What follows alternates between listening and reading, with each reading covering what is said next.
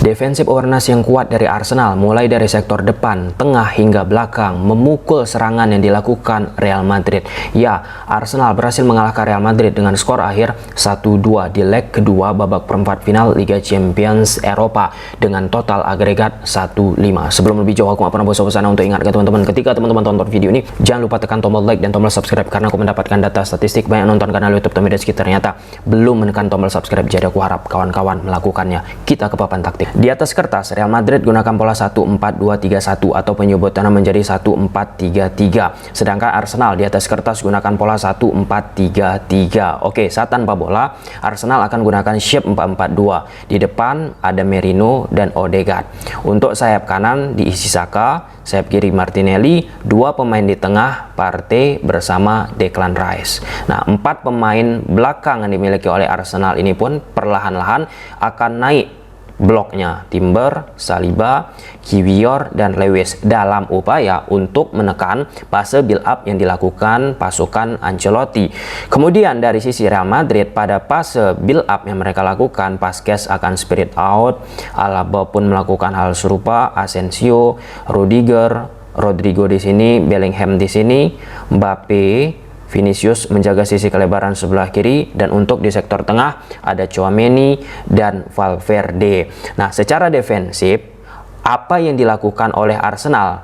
Pertama, bagaimana menutup jalur passing dari pemain belakang yang dimiliki oleh Arsenal ini menuju sektor tengah. Lewat apa? Lewat upaya press. Gerakan terus-menerus dilakukan oleh Merino. Nah, gerakan yang dilakukan Merino ini pun untuk sekali lagi kawan-kawan menutup jalur passing dari Asensio ke sini. Nah, atau ketika Merino sudah terangkat posisinya, maka peran selanjutnya di sini untuk menutup Valverde akan ditugaskan kepada Odegaard. Nah, hal serupa juga di posisi Rudiger pada fase build up. Odegaard melakukan penekanan, di sini tentu kosong, disitulah peran dari Merino untuk melakukan penutupan gangguan agar pemain Real Madrid tidak bermain di sektor tengah, bermain lewat sektor samping. Kenapa itu diupayakan? Nah, lewat sektor samping yang dilakukan oleh Arsenal pada fase defensif, mereka melakukan trap pressing. Bola ini dipindahkan ke Alaba, langsung ditekan oleh Saka. Nah, di sini juga serupa, dari posisi Vazquez yang mendapatkan bola langsung ditekan oleh Martinelli. Nah, selanjutnya ketika itu terjadi, opsi yang dilakukan oleh pemain Madrid, balikkan lagi ke sini, Asensio ataupun Alaba balikkan ke Rudiger, kemudian melakukan yang namanya bypass. Nah, itu prinsip yang sangat amat krusial kawan-kawan. Nah, lalu di sektor tengah, peran dari Rice, defensive awareness-nya, bagaimana scanningnya untuk membaca situasi di atas lapangan, terkhusus gerakan Bellingham. Bellingham ini secara posisi kawan-kawan, ia sangat berbahaya jika melakukan lari setengah lapangan. Lari setengah lapangan itu seperti apa? Nah, pada edisi secara posisi build up, dia kan di sini terlepas, tentu akan dinamis ya. Pergerakan dari pemain Madrid juga di atas lapangan kawan-kawan. Nah, Bellingham akan berada di sini, kemudian dibantu oleh Rodrigo untuk menciptakan overload, bergerak dari koridor half space. Nah, ketika hal tersebut terjadi, Declan Rice pun langsung melakukan pembacaan untuk menutup apa yang dilakukan oleh Bellingham, karena situasinya Real Madrid unggul orang. Ketika Declan Rice mundur ataupun melakukan covering di sini, Declan Rice ataupun serangan dari Real Madrid pun bisa patah. Kemudian yang ketiga, ketika blok rendah dipaksa oleh Real Madrid dimainkan oleh Arsenal, shape 4-4-2 yang dibentuk oleh Arsenal sangat amat rapat, terorganisir. Beberapa kali Real Madrid masuk dari sektor Vinicius. Nah, di situ langsung 4 versus 2 terjadi. 4 pemain Arsenal menghadapi 2 pemain dari Real Madrid. Secara jumlah pemain dari Real Madrid kalah orang pada momen tersebut. Nah, ini di atas lapangan saat serangan diarahkan oleh Real Madrid ke sektor sebelah kiri kawan-kawan. Nah, tanpa bola, Arsenal gunakan shape 4-4-2. Ini dalam keadaan sudah semakin ditekan oleh pemain Real Madrid. Nah, ketika Vinicius mencoba masuk ke jantung pertahanan dari Arsenal, lihat bagaimana kerapatan antara pemain-pemain Arsenal membuat Vinicius pun sulit untuk melakukan yang namanya tusukan, dan ujungnya lepas upaya yang dilakukan oleh pemain Real Madrid. Sangat amat gampang. Nah, ini case ketika kita bicara defensive awareness. Bellingham kawan-kawan turun untuk menjadi opsi passing dari apa yang dilakukan oleh Vazquez. Nah, Declan Rice dari momen ini saja ia melakukan 4 kali scanning, 1, 2, 3, 4, dan 4 kali scanning yang dilakukan oleh Declan Rice akhirnya memutus progresi yang dilakukan oleh Vazquez ke Bellingham. Dan di momen tersebut ada transisi yang didapat oleh Arsenal.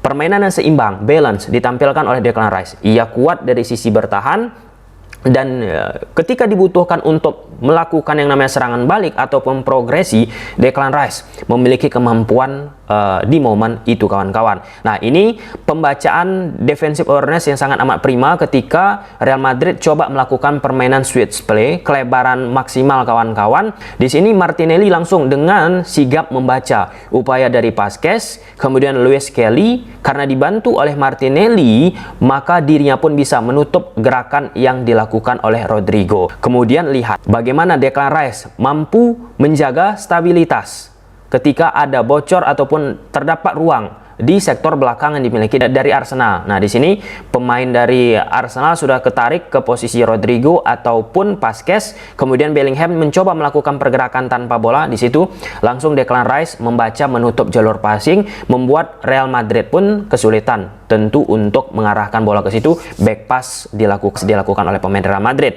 Nah, ini build up dilakukan Real Madrid kembali. Pemain Arsenal langsung melakukan penekanan dan pergerakan Merino menjadi titik awal defensif yang dibentuk oleh pemain Arsenal. Penekanan yang dia lakukan membuat pemain dari Real Madrid pun tertekan. Nah, ketika Merino bergerak, Odegaard sebagai pembantu untuk menutup Tchouaméni di saat sudah ditinggalkan oleh Merino, kawan-kawan. Nah, otomatis di sektor tengah kesulitan bagi Real Madrid untuk mengarahkan bola. Nah, di sektor samping pun ketika bola diarahkan ke Vazquez, sudah ada Martinelli yang melakukan press trigger. Rice lagi dan lagi pembacaan situasionalnya di sektor tengah berhasil mengganggu apa yang dilakukan oleh Valverde, kawan-kawan. Dan di sini patah serangan dari Real Madrid akibat lagi dipotong oleh Declan Rice. Dan ini momen ketika Vinicius coba datang dari backline Arsenal, kemudian dengan sigap dibaca oleh Timber juga upaya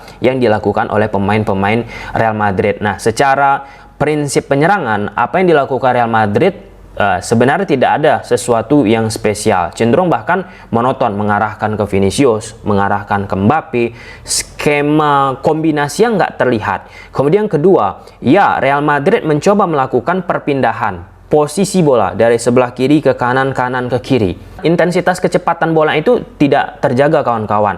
Alhasil 4-4-2 yang dimainkan oleh Arsenal saat tanpa bola terjaga, nggak banyak rongga pun. Kalau misalnya ada rongga, pemain tengah dari Arsenal mampu melakukan cover seperti yang dilakukan oleh Declan Rice ataupun Thomas Partey. Di sini contoh ketika ada space muncul di sektor sebelah kiri pertahanan dari Arsenal akibat Lewis Kelly ke-trigger ke posisi gelandang sebelah kanan dimiliki oleh Real Madrid. Nah, Declan Rice defensive awareness-nya kuat, mampu membaca apa yang dilakukan oleh pemain Real Madrid sehingga patah lagi serangan dari pasukan Ancelotti. Lalu bagi Arsenal, mereka kerap memunculkan yang namanya overload di sektornya Vazquez. Vazquez kan ekstra kerja keras nih, naik turun dan 1 2 3 kali dia pun telat untuk mundur dan di situ dicecar oleh Martinelli ataupun Declan Rice. Nah, di sini Lewis Kelly, kawan-kawan, beberapa momentum juga masuk ke tengah tetapi tidak aktif, hanya melihat situasi saja. Dan Declan Rice secara pergerakan sudah coba merapatkan diri dengan Martinelli. Dengan hal tersebut memunculkan 2 versus 1. Tetapi Lewis Kelly langsung diganggu oleh Bellingham. Alhasil apa yang diupayakan oleh Arsenal dari situasi overload di sektor sebelah kiri bisa dipatahkan. Nah, tetapi tetap diulangi oleh pasukan Arteta. Di sini 2 versus 1. Martinelli, Rice menghadapi Vazquez. Karena kalah orang Vazquez, kawan-kawan, Martinelli pun bisa dengan nyaman untuk memberikan progresi ke Rice dan terciptalah sebuah kesempatan bagi Arsenal. Jadi dari 2 momen yang dilakukan Arsenal dari sisi penyerangan ada keterlibatan Rice, baik dari pergerakan tanpa bola ataupun dengan adanya bola, kawan-kawan. Dan Arsenal mendapatkan sebenarnya kesempatan dari titik putih penalti setelah Merino dijatuhkan. Tetapi Saka, aku lihat ketika dia mengambil tendangan penalti ini terlalu lama memutuskan. Dan Courtois pun berhasil mematahkan tendangan yang dimiliki oleh Saka. Setelah gagal dari titik penalti, Arsenal pun tetap mempertahankan prinsip overloadnya tadi di sektor sayap. Di sini Pasquez menjadi titik gebuk yang coba dilakukan oleh Arsenal. Rice, lihat scanningnya, dia mendapatkan space kosong, 2 versus 1 menghadapi Pasquez. Tentu Pasquez pun akan kesulitan dan ujungnya terciptalah sebuah peluang bagi Arsenal. Nah, ada banyak kesempatan dimiliki oleh Arsenal melakukan tendangan ke gawang Real Madrid, yaitu tadi Arsenal pun tidak begitu kuat juga dari sisi efektivitas untuk di babak pertama, kawan-kawan. Lalu di babak kedua, Arsenal akhirnya bisa menciptakan gol lewat Merino menang duel udara yang disupport oleh Saka, membuat Rudiger harus meninggalkan posisinya sebagai center back, dan posisi dari Rudiger akan di cover oleh Garcia, kawan-kawan. Dan di sini ada keterlibatan dari Rice lagi. Rice tanpa ada penjagaan dengan cermat jadi bahan sasaran Odegaard. Kemudian kombinasi dilakukan, Saka pun masuk dari samping ke dalam, kawan-kawan, lepas dari radar yang dimiliki oleh defensif yang dimiliki oleh Real Madrid. Tekanan tidak begitu kuat, kemudian ada muncul celah terhadap Saka dan terciptalah sebuah gol. Dan Madrid pun langsung dengan cepat membalasnya. Ini kesalahan dari Saliba, kawan-kawan, terlalu lama mengontrol bola. Yang Vinicius langsung bisa menyambar bola itu untuk menjadi gol. Dan gol kedua dari Arsenal, situasi serangan balik, patah crossing yang dilakukan oleh pemain Arsenal. Martinelli berduel kecepatan dengan Garcia. Garcia tidak cukup kuat untuk mengantisipasi Martinelli dan ujungnya bisa tercipta sebuah gol. Jadi kesimpulannya, pertahanan dari Arsenal sangat amat rapi. Kemudian kedua,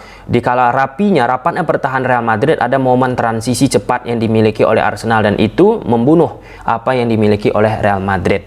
Aku pikir layak Arsenal lolos ke babak semifinal. Gimana menurut kawan-kawan? Coba silahkan tulis di kolom komentar. Bye.